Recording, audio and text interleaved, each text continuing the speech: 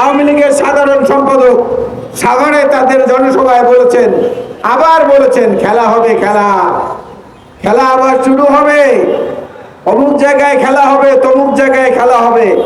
এত খেলাধুলার ইচ্ছা, তারপরেও কারো কারো সংসার টেকে না, চলে যায়, একাকী নিঃসঙ্গ জীবন যাপন করতে হয়। এত যখন খেলাধুলা করার ইচ্ছা, রাষ্ট্রকে নিয়ে দয়া করে খেলবেন না, সাধারণ মানুষের জীবনকে নিয়ে দয়া করে খেলবেন না।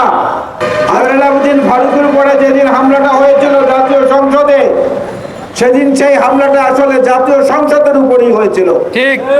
এবং তারপর থেকেই জাতীয় সংসদকে কলঙ্কিত করে পুলিশের বেড়াজালের মধ্যে আটকে দেওয়া হয়েছে। এবং আপনারা দেখেছেন, এই জাতীয় সংসদ আমাদের জাতীয় ঐতিহ্য। জাতীয় সংসদের সামনে থাকা যে মানিক মিয়া অ্যাভিনিউ, এইটা ছিল শহীদ জিয়াউর রহমানের হাতে তৈরি করা। তিনি তখন ওই মানিক মিয়া অ্যাভিনিউর মধ্যে কোনো আইল্যান্ড ছিল না, কোনো বিভক্তি রেখা ছিল না, একটাই মাত্র অ্যাভিনিউ ছিল, যেটা শহীদ জিয়ার জানা যায় লক্ষ লক্ষ মানুষের পদভারে প্রকম্পিত হয়েছিল। আওয়ামী লীগ ক্ষমতায় আসার পরপরই সেই জায়গাটার মধ্যে আইল্যান্ড করে দিয়ে ওইটাকে বিভক্ত করে দিলেন। একইভাবে দেখবেন জাতীয় সংসদের চতুর্দিকে, জাতীয় সংসদের মূল নকশার যে অংশ, মূল নকশার মধ্যে ওই পার্লামেন্ট হাউসের চতুর্দিকে কোনো বেষ্টনী দেওয়ার কোনো কিছু নাই। বাংলাদেশের বিশিষ্ট জনরা না করেছেন, প্রতিবাদ করেছেন, তারপরেও খামখেয়ালি একজন নেত্রী তিনি জাতীয় সংসদ থেকে আজকে লোহার বেড়া দিয়ে আটকে দিয়েছেন চতুর্দিকে। সুতরাং এই সংসদকে পদে পদে অপবিত্র করা এই সরকারের একটা রুটিন ওয়ার্ক ছিল অনেক আগে থেকে। একসময় আওয়ামী লীগে ছিলেন, যন্ত্রণায় টিকতে না পেরে পরবর্তীতে এসে বিএনপিতে যোগ দিয়েছেন মরহুম শাহ মোয়াজ্জেম হোসেন। স্বাধীন বাংলাদেশের পার্লামেন্টের প্রথম সংসদের বিরোধী দলীয় প্রথম সংসদের চিফ হুইপ ছিলেন। শাহ মোয়াজ্জেম হোসেন সাহেব বলেছিলেন, আলাউদ্দিন ফারুকের উপরে যে নির্মম ঘৃণ্য আক্রোশ এবং আক্রমণ চালানো হয়েছিল, তার মধ্য থেকে তাকে নিয়ে যে টাড়াহেস্তা করা হয়েছে, তাতে মনে হয়েছে ওই যারা এই কাজটি করেছেন সেই কলঙ্কিত লোকেরা পুলিশ বাহিনীর লোক না, তারা পুলিশ লীগের লোক। আজকে বাজারে গেলে মানুষ অস্থির হয়ে যায়, মানুষের ব্লাড প্রেশার বেড়ে যায়, হৃদরোগের যারা রোগী তারা বাজারে গেলে তারা অসুস্থ হয়ে পড়েন। প্রত্যেকটি জিনিসের দাম মানুষের নাগালের বাইরে চলে গেছে। মানুষ দুবেলা ঠিক মতো খাওয়ার জন্য যে প্রোটিন তার শরীরে দরকার, সেইটা এখন সংগ্রহ করে খেতে পারে না। তার মধ্যেও বড় বড় কথা, তার মধ্যেও নিজেদের যা খুশি তাই করা, এই পরিকল্পনার মধ্য দিয়ে যে সরকার এগুচ্ছেন, তারা নিজেরাই নিজেদের জন্য যে গর্ত করেছেন, সেই গর্তে পড়ার লক্ষ্যেই তারা যাচ্ছেন। অকৃতজ্ঞতা বলতে যদি কিছু থাকে, সেইটা হচ্ছে বর্তমান আওয়ামী লীগ সভানেত্রীর মধ্যে আছে।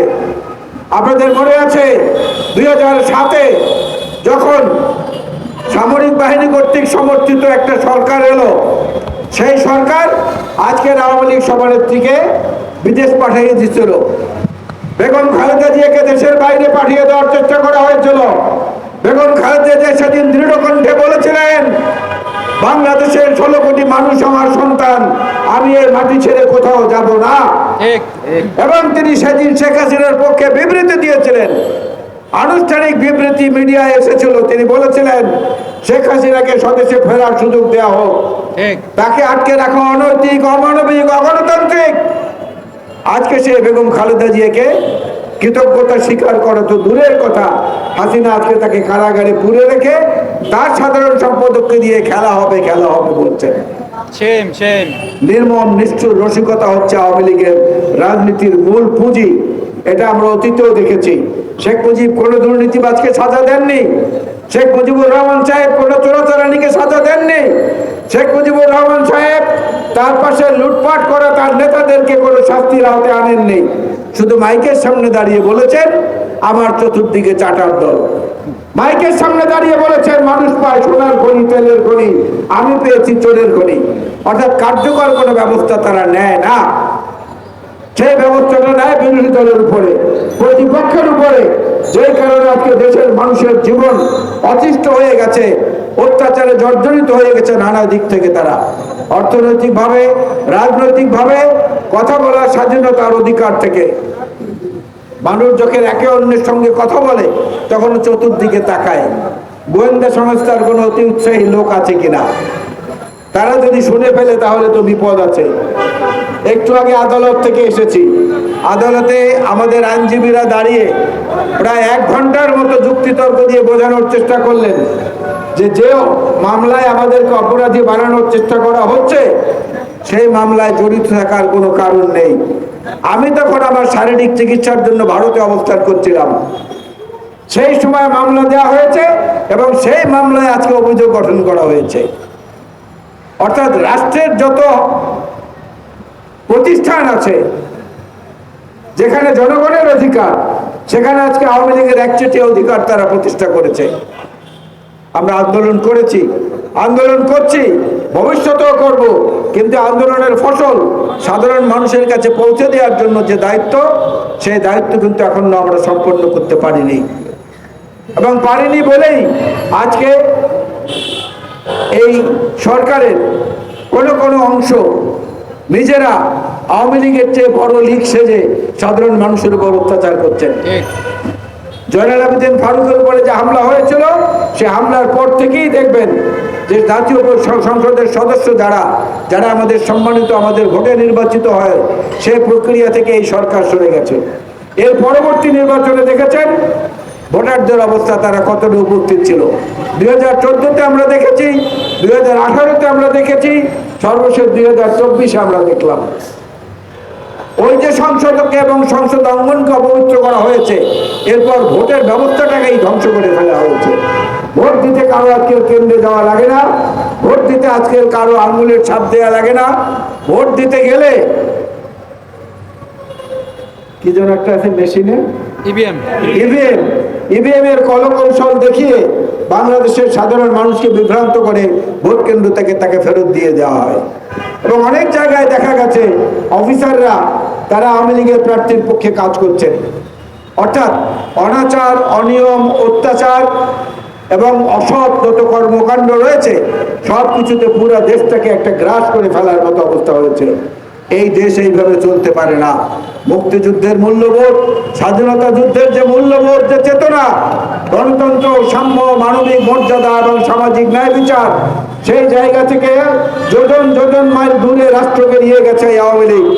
এদেরকে ঠেকাতে না পারলে, এদেরকে প্রতিহত করতে না পারলে বাংলাদেশের অস্তিত্ব বিপন্ন হয়ে যাবে।